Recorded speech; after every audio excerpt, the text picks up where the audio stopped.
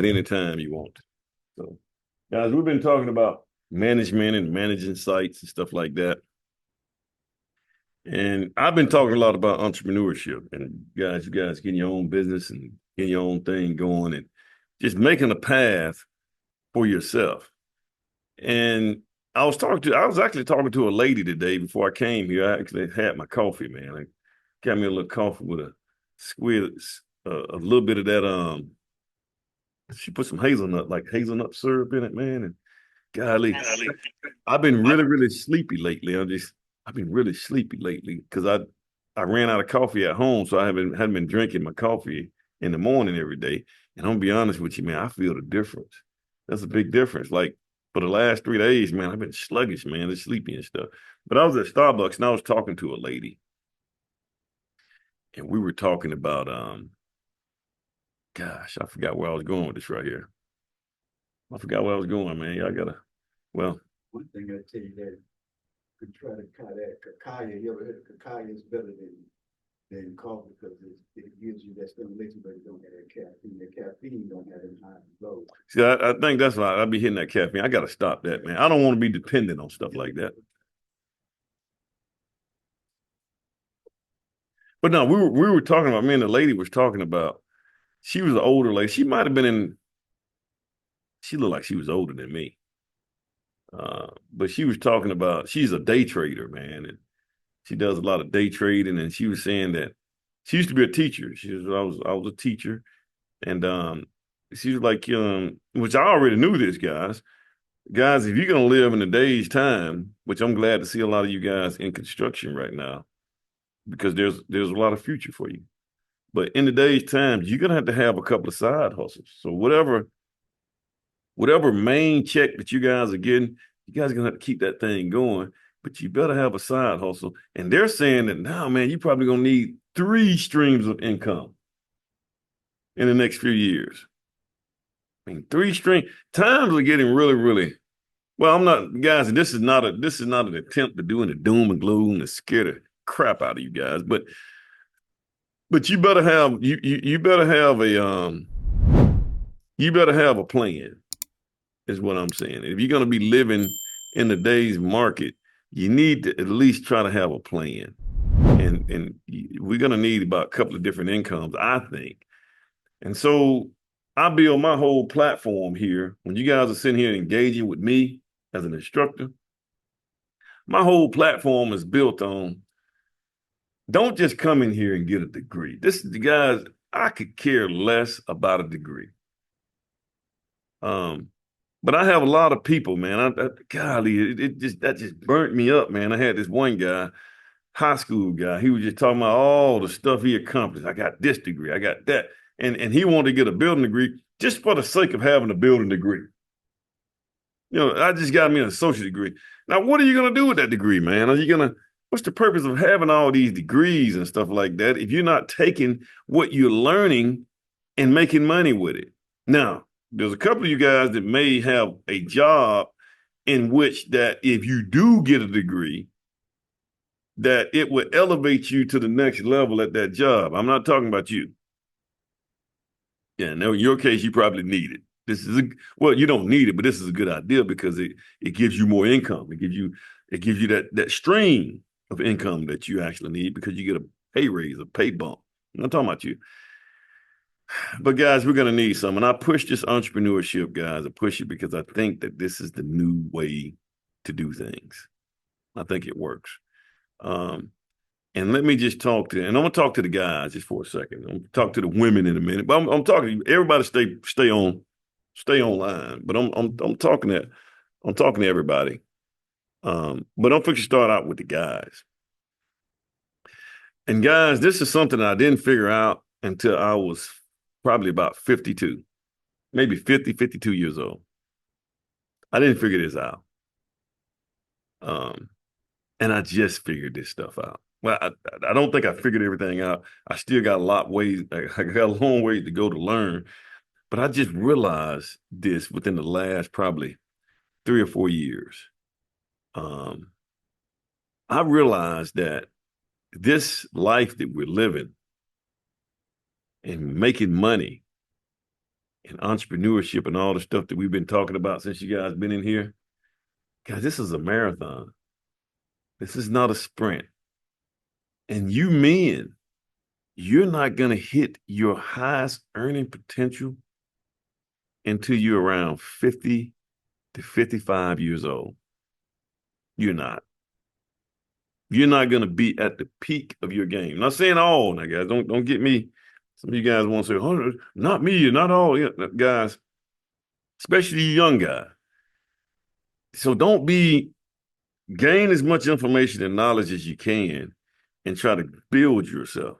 Because you're not gonna, but you know, and I'm gonna tell you why. You give me just a second. I'm gonna tell you why you don't hit your greatest earning potential until you're around 50, sometimes 45. It's really about 45, about 45 years old when most men hit their highest earning potential. But now I've said if you're African American man, because you probably don't have the connections that a lot of people have, you might want to add another 10 years to you. I mean, it is what it is, but it is okay, but you still can get there. You can get there. And here's what I realized back here on the board. Men have two main drives in their life. And I had to write it down because I forget. You have an achievement drive and you have a sex drive. And the sex drive, guys, is operating, is the lowest drive that you have. It's operating at your lowest level, your animalistic level. That's your sex drive. That's what drives you to be what you be. Procreation, to procreate, to reproduce. That's a drive, man. It drives you. This is why we go out, because we want to procreate. We want to access as much sex as we can for the efforts to reproduce. So that's a drive. Then we also have an achievement drive. That's, beyond the sex drive. This achievement drive is what you get when you have basically gotten out of the sexual drive thing, and you're trying to accomplish things. And most of us get that achievement drive later on in life. Let me tell you guys something. We're actually, right now, most of us are living in reverse. We are. We're living in reverse because we are more concerned, especially in the African American community, guys. Our sex drive is more dominant than that achievement drive right now. So we live it in reverse. And because that drive is more dominant, guys, I'm just making this up well, not making it up, but I'm just going. This is no rehearse. This is nothing I saw on the internet, nothing like that. This is just something that I'm thinking about. So we're living in reverse in most cases. So we're satisfying our sex drive, right? So most men out here chasing women. You're young, you're chasing women and stuff like that. But what we don't understand is, as a man, you can procreate until you die. Your body will continue to produce sperm until you die, till you kill over. So if you're 60 years old and you just starting a family, you can do that as a man. It's not the same as a woman. But I'm saying that, guys, so we're actually living in reverse, because what we're doing is we're looking to satisfy the sex drive first, which what it gets most men is they get married. And the reason most men get married is because they want to have access to their mate. Does that make sense? They want to have consistent access to her, and nobody else having access to her, so that they can continue to mate with her, right? So eventually they procreate and they have kids. This is probably one of the main reasons men get married, to access the woman, because they're being dominated by the sex drive. I mean, you guys can intervene anytime, and I'm going somewhere with this, guys. So Would that get us as men if we got in reverse? So what we do is we go out here and we find the mate first and we mate and stuff like that. We have kids. What that creates for us as men is an opportunity to lose it all. 80% of divorces are initiated by the woman. And it's mainly because, in most cases, she operates off of her feelings. I didn't say all. And so that has put a lot of men, and the court systems are just not on your side. So we're, like I said, we're living in reverse. Now, here's another option, guys. Here's another option. What if we put our achievement drive first above all? You see, we can wait. I know a lot of you guys want legacies, you want kids and stuff like that. But what if we put our achievement drive first? And we go out here, we find our, what is it? Our passion. What if we go out here and we find our purpose? What we were put here to do. Like I'm probably just figuring out that, man, teaching this stuff and building is my purpose. Some of you guys, I don't know what your purpose is, but we all have a certain purpose. What if as men, we go out here and we find our purpose first? We operate totally on our achievement drive. We build that and we make money and we build ourselves as men. Then eventually, when our money is right, then we do the marriage and all the other little stuff that we do. That will put us in a good position. I just think that, and I'm gonna tell you why most men don't hit their earning potential. I think the reason that we don't hit our earning potential till we're 45 to 50 years old is because that's when the testosterone level starts to go down, and we're not concerned about mating and sex and satisfying our sex drive. See, at that point, 50, 40, 50 years old, you're not out here trying to go out here and, chase women and stuff like that, And guys, I'm going to be honest with you guys. Women stand at the finish line and wait on the winners. The winners to them are the men who got the money, who got their money right and got themselves and got themselves in order. That's in most cases, not all cases. I don't know, guys. I'm just putting this out here, and I'm just saying that, guys, if we're gonna go out here and we're gonna strive for excellence and try to be at the top of our game, I think we need to live in reverse. I think we need to focus on our achievement first and our passion and chase excellence instead of women on the front end, and then on the back end we can get all this stuff. I think it's more like the ideal situation if we live both together. If you can have your family and also reach an achievement too. Just like you said, those Hispanic people that came up there at lunchtime going to work, he had the two little children right along with, they at work, so he's achieving and he has his family built at the same time. Did you guys hear that? Wish I had another microphone to get this to you over there. He's saying, Mr. Banks said it'd be better if we could just do it all together. The woman. The problem is, and I get that, that would be the ideal situation. It really would. The problem is we're living in a Western culture. Our women today have access to something that we have not seen in the history of this world. And that's this phone right here. And this phone, so women are what we call hypergamous by nature. You know what hypergamy means? Anybody ever heard of the word hypergamy? Hypergamy means women, and I'm not saying all women, so don't get me wrong with this, right? Don't say that. I'm not saying all women, but naturally, all women are hypergamous. And what that means is in their attempt to survive, so women are going to survive. I don't care what you do, they're going to survive. So in their attempt to survive, they're going to always look for the bigger, better deal. Yeah, if there's a man out there that can produce more and she can access that man, that's the guy that she's going to get. Because in the back of her mind, she's looking for the best possible mate to be able to take care of her and her kids. Survival. So if we were living in the hunter-gatherer, what you're saying would be perfect. But we're in a Western culture. Back in the day, back when I was a kid, the only men the women had access to were the men that was in your community. They couldn't get on the phone and reach any man they want to, or go on social media and get any man they want to. You see, now they can do that. And you know something?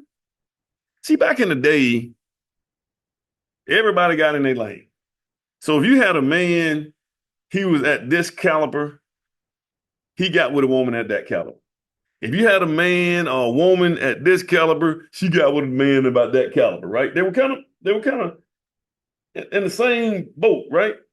It's not like that anymore. See, women today, because of this, that woman at this level right here can reach the top tier man, and the top tier man would actually deal with her.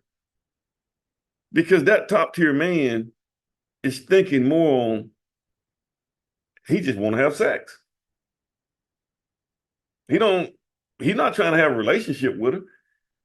And what a man, and ladies, I want you guys to hear this right here.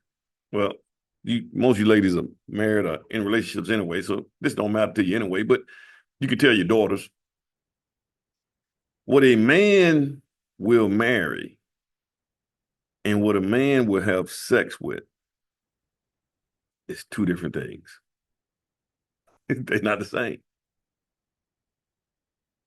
So you can have that top tier man. And the problem is, if that top tier man deal with that woman at this level, so that 10 man deals with the 4 woman, that 4 woman at that point, like she dealt with that 10 man, that's all she's going to want to deal with. So you know what that does? That knocks out all the other men. So she's only going to deal with the 9 and 10s. She's not going to, and this is what we call, I forgot the rule.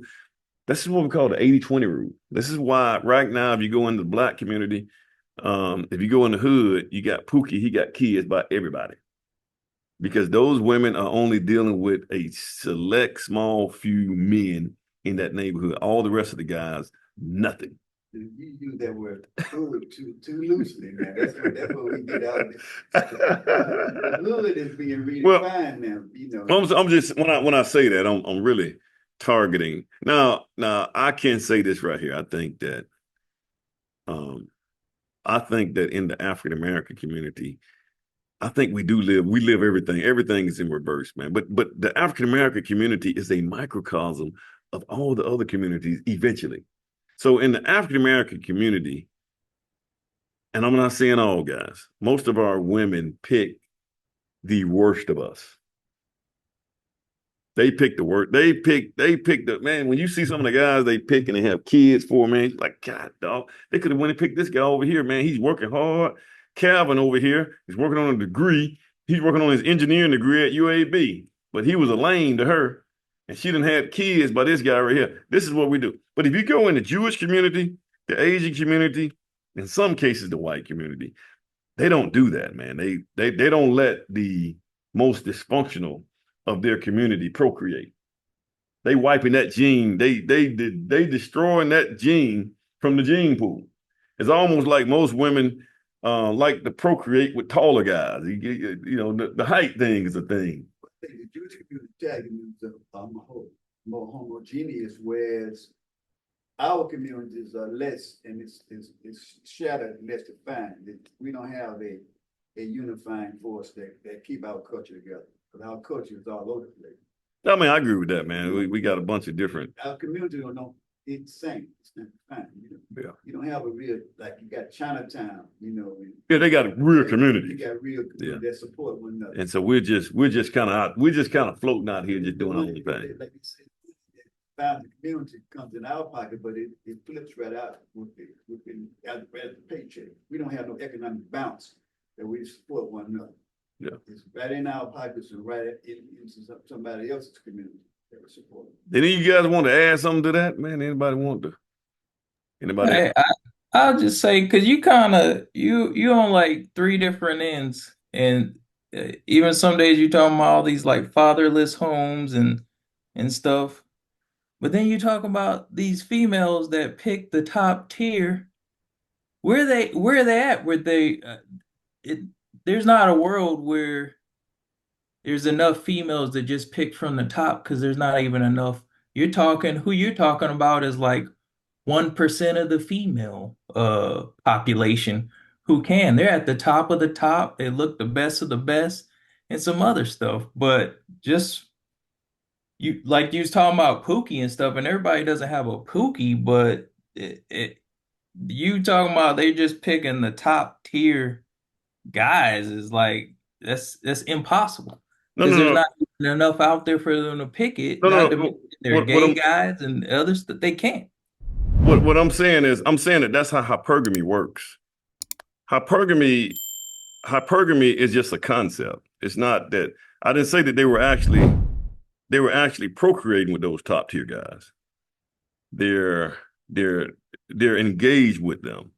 Um, and once they start dealing with those top tier guys, it's hard for them to start dealing with lower tier guys. Now, I would say this right here, that don't really exist in the African American community because the top tier guy, according to a lot of our women, is the Pookie and the Ray Ray.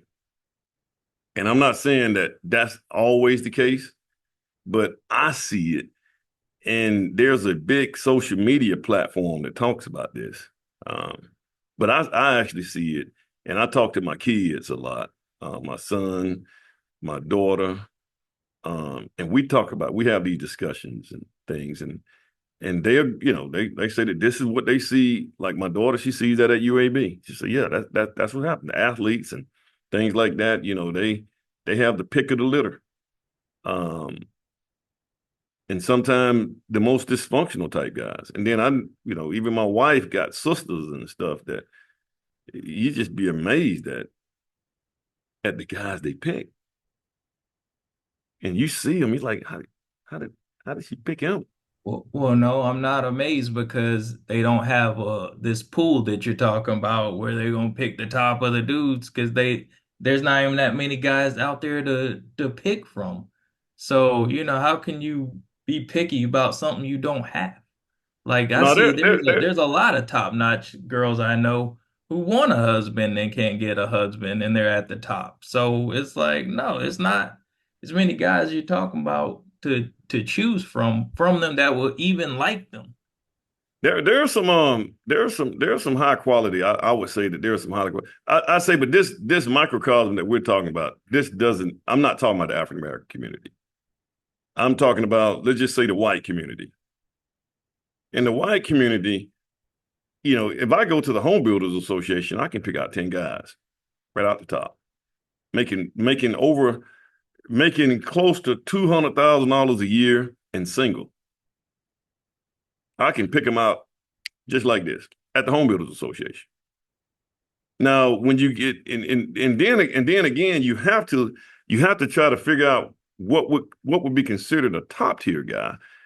And now, really, what I'm basing a top tier guy on is that guy that's making, let's just say he's making over $100,000 a year, and he's been consistent with that for probably 2 or 3 years.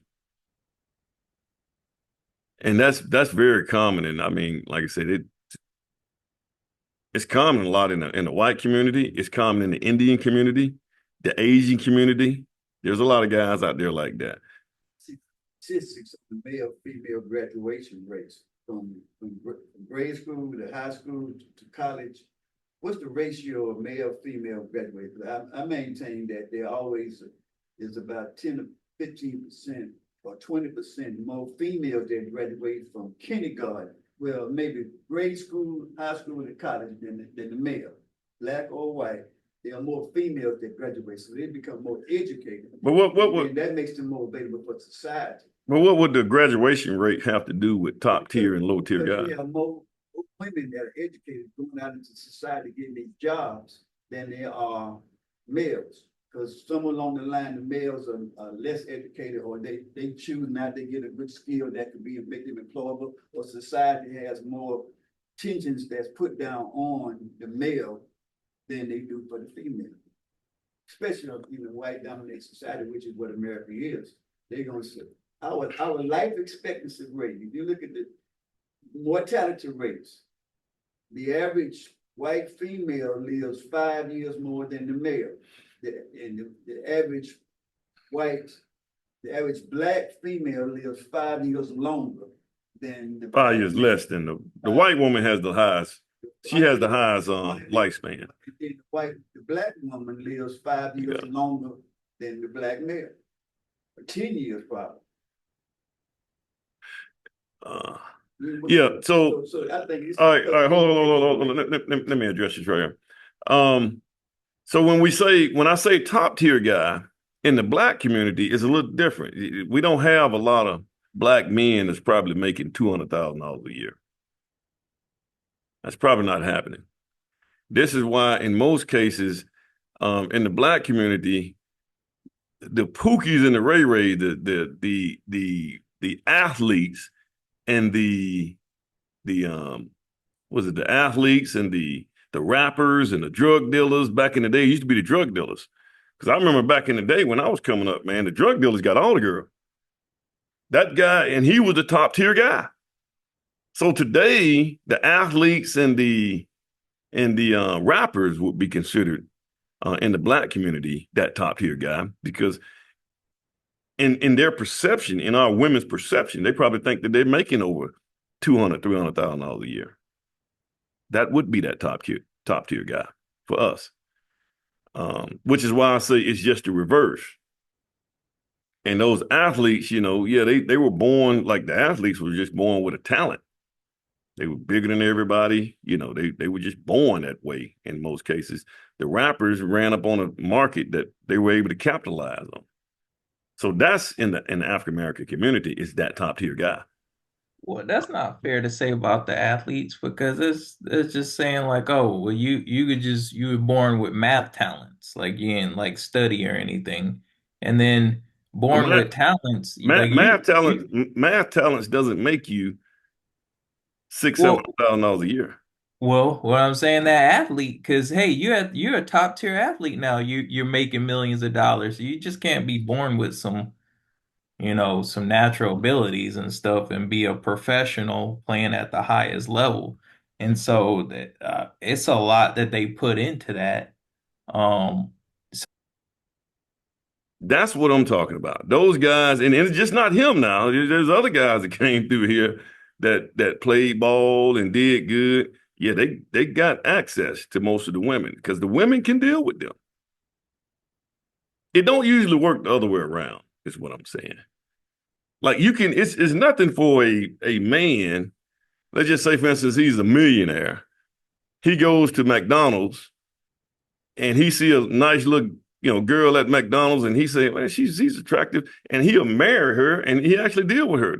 That could happen. It typically won't ever happen the other way around. That you have a woman that's at the top, she may be making a whole lot of money, doing really, really well. She saw a guy working at McDonald's. She ended up marrying. Now, it does happen, but I'm saying that that's not a common thing.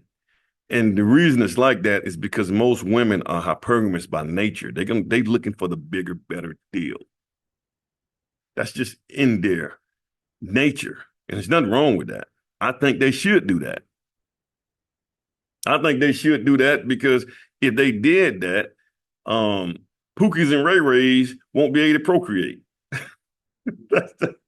that's and then the guy who actually works and put in the effort and work should be the one that gets the best of the best. Let me see it. Most are stronger into drugs up to the age 60 these days. And you're right. And I didn't even get into the drug dynamic, guys. This drug stuff, man. These guys, I'm telling you, man, these younger guys today, man, I mean, they are, let me see. And you're right. It's hard to meet people. Let me see, a person that chooses not to participate. And guys, I came up during the time where, they had the little egg commercial. when they said this is your brain and this is your brain on drugs, and they was frying an egg, man. And we just didn't, guys, we didn't smoke weed. We didn't, my generation, and it's probably the X generation. Now, I think the older generation, the baby boomer, they might have been on heroin and all that kind of stuff. But my generation didn't do that stuff, man, because we were too afraid to do it. And so in today's time, man, they smoke marijuana just like your cigarettes now. I literally be on the street just riding. If I'm riding on this Bessemer Superhighway, you stop at a light, man, you can smell it. This is how everybody's doing drugs now. And I meant to talk about that, guys. We talk about these two different drives that you have. When you do drugs, it gives it blocks, it is an interrupter of those drives. It inhibits those drives. So even if you have a sex drive, you do the drugs, you don't really want to have sex the way, or if you are trying to achieve, it's and this is what they got, they don't want to achieve. I can't help him, man. You got to beat that. The problem is you got to get that vice off you, man. That vice has got to get off you, man. And so you're right. You're right, man. There's a lot of guys out here. That's even older guys. They're all they unk. They just want to smoke. We're just living in some tough time, guys. But the point that I'm trying to make, if you guys get anything out of this, what we're talking about today is I'm just saying, guys, that we should focus on achieving first. And I know it's hard, man, because you got a biological imperative to procreate. I get it. You got to put that biological imperative in check and focus on achieving at the highest level that you can. And I think, see, if you get your money right, the point I'm trying to make is I think that if you get your money right, everything else will fall in place. Now, I'm not saying money will buy you love and stuff like that. I'm gonna be honest with you guys. I tell my wife, I don't have a problem if you don't love me. I know that sounds strange. I said, I don't care nothing about you loving me. But one thing I care about is you respecting me. Respect. Men, I want you women to listen to this right here. And I'm saying all men. Most men translate love based on the way you respect them. That's how we translate your love, that you love us. It's how you respect us. And you know something else? And I'm not a Bible thumper or anything, guys, but I've read the Bible a couple of times, man. There's nowhere in the Bible where it says that a woman should love their husband. But it says that a man should love his wife. No, I'm just telling you guys that. Now, that makes sense, guys. It makes a lot of sense. If you really look at it. I think a man should love it. I think a man should love his wife, because if you love, especially if you love unconditionally, it doesn't matter. It doesn't matter after that. You're gonna do for them. You're gonna make sure things happen for them. Now, I think on the flip side of that, I think women go in and out of love. I think one thing that's consistent is their feelings is gonna move up and down. I think they feel more than we feel. And I think there's a good balance when you put the two together. But man, I tell you, man, I tell my wife that. I tell her that. I say, hey, man, you ain't got to love me, but one thing you will do is respect me in my house. And respect means that you understand consequences. See, a woman who doesn't respect her husband will go out here and do things because she don't care anything about the consequences that's on the backside of her doing what she did. Right. Yeah. Yeah, she don't have any. But if you understand that there will be some consequences, this guy gonna have some consequences. Chances are you will. That's respect, and respect is something that I don't just give to people, or or you just don't get respect. It's something that you got to build. I don't just start from day one, or she don't just start from day one and say, I respect you. That's something that you build over time, proving, improving, improving. That's just my thoughts, guys. It's my thoughts. But I'm just, like I said, if you get anything out of this right here, guys, I just want you guys to get the fact that I think we really got to focus on our business. I think we got to get our business in order and build yourself. And look, I think if you build yourself, forget about the money. You build yourself based on your purpose and whatever business that you're trying to do. Money will come. I think money is a byproduct of you adding value to somebody else's life.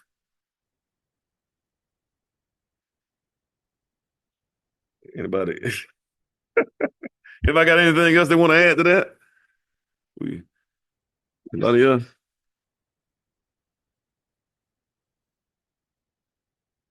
I thought I was gonna stir up something today, man. I thought I was gonna get people. But they sleep over there. Yeah, man. I thought I was gonna get people saying, "Oh no, that's not right. Your wife's you supposed to love you. She's supposed to love you." And I thought I was gonna get all that blowback. I'm gonna get some blowback on this. All right, guys. I almost said like, share, subscribe again. All right, guys. You guys, appreciate you guys for jumping on. I see. We got Tuesday's the last day. All right, you guys have a good one. Uh-oh. I did this last time. Let me see. I gotta do it like this.